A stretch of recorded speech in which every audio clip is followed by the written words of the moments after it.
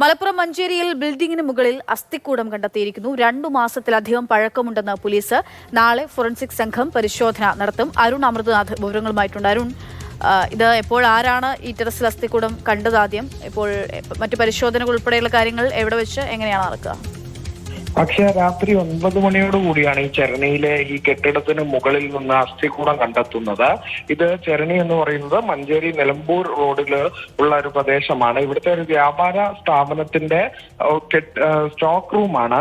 അതായത് JCBയും മറ്റ് ഉപകരണങ്ങളുടെയും ഒക്കെ കെട്ടിടത്തിന്റെ ഒരു സ്റ്റോക്ക് റൂമാണ്. ഈ കെട്ടിടത്തിന്റെ മുകളിൽ നിന്നാണ് അസ്ഥികൂടം കണ്ടെത്തുന്നത്. തൊഴിലാളികളാണ് കണ്ടത്. 2 മാസത്തെ പഴക്കമുണ്ടെന്നാണ് പോലീസ് ഇപ്പോൾ അറിയിക്കുന്നത്. പോലീസ് സംഭവ സ്ഥലത്തെത്തി അന്വേഷണം നടത്തിയിട്ടുണ്ട്. പ്രാഥമിക അന്വേഷണം ആരംഭിച്ചിട്ടുണ്ട്.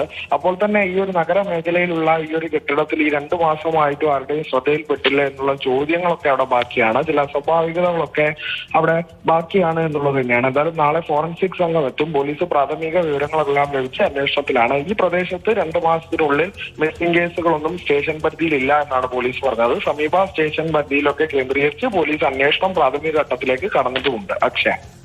ശരി, അരുൺ അമൃതനാഥാണ് വിവരങ്ങൾ നൽകിയത്.